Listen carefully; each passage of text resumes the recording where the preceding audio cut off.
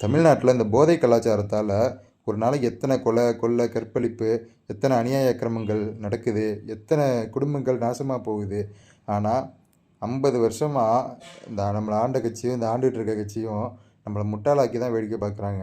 இவங்க நினச்சிருந்தா எப்போவோ இதை ஒழிச்சிருக்கலாம். ஆனால் நினைக்க மாட்டாங்க. ஏன்னா அவங்களுக்கு அது ஒரு சோர்ஸ் ஆஃப் இன்கம். அதில் எப்படி டார்கெட்டை அச்சீவ் பண்ணுறது அப்படின்னு தான் அவங்களோட திங்கிங் இருக்குமே தவிர, அதை எப்படி ஒழிக்கிறதுன்னு யோசிக்க மாட்டாங்க.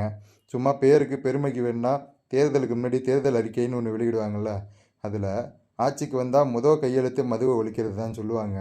ஆட்சிக்கு வந்ததுக்கப்புறம் கடைசி கையெழுத்தாக 5 வருஷம் முடிய போகும்போது கூட அதை போட மாட்டாங்க. ஏன்னா போட்டுட்டா அவங்க எப்படி அரசியல் பண்ணுவாங்க அடுத்தது? இப்படிப்பட்ட ஒரு கேவலமான அரசியல் தான் தமிழ்நாட்டில் இத்தனை வருஷமாக நடந்துக்கிட்டு இருக்கு. ஆனால் நம்மளும் வேறு வழி இல்லாமல் மாற்றி மாற்றி ஓட்டை போட்டு போட்டு ஏமாந்து போய் உட்காந்துருக்கோம். இந்த டாஸ்மார்க்கை மூடுனா தமிழ்நாடு அரசே இந்த டாஸ்மார்க்கால் தான் இயங்குதுன்னு நினைக்கிறேன்.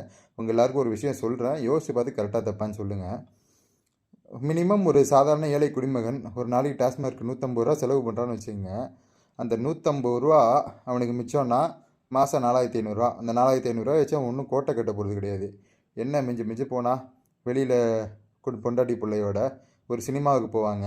அங்கே வாங்குகிற டிக்கெட்டு, பாப்கார்னு எல்லாத்துக்கும் டேக்ஸு. அதேமாரி பார்த்திங்கன்னா ஹோட்டலுக்கு போய் சாப்பிடுவாங்க. சாப்பிட்றப்ப அந்த சாப்பிட்ற இடத்துல ஹோட்டலில் டேக்ஸ் பே பண்ணுவாங்க. அதே மாதிரி ஒரு 6 மாதத்துக்கு ஒரு ட்ரிப்போ இல்லை டூரோ போகிறாங்கன்னு வச்சிங்களேன், அங்கே போயிட்டு ஸ்டே பண்ணுறதா இருக்கட்டும், அப்புறம் டோல்கேட்டு, அப்புறம் வந்து அங்கே வாங்குறவங்க ஒவ்வொரு திங்ஸுக்கும் டேக்ஸ் ஏதோ ஒரு இல்லை கவர்மெண்ட்டுக்கு பே பண்ணிட்டு தான் இருப்பாங்க. சரி, அப்படி சேர்த்து வைக்கிற சில பேர் அவங்கள்ட்டேருந்து எப்படி டேக்ஸ் வரும்னு கேட்டிங்கன்னா, சேர்த்து வைக்கிறவங்க என்ன பண்ணுவாங்க, இடம் வாங்குவாங்க. இடம் வாங்கினா அடுத்தது வீடு கட்டுவாங்க. வீடு கட்டணுங்கிறப்ப வாங்குகிற ஜல்லி, மண், கல் எல்லாத்துலேயும் ஒவ்வொரு விஷயத்துலையும் டேக்ஸ் கட்டி தான் ஆவாங்க. அது மட்டும் இல்லாமல் மக்கள் வந்து கவர்மெண்ட்டை சார்ந்து இருக்கிற அந்த விஷயம் குறையும். எல்லோரும் அவங்கவுங்கள வாழ்க்கையை அவங்கவுங்களே மேம்படுத்திப்பாங்க.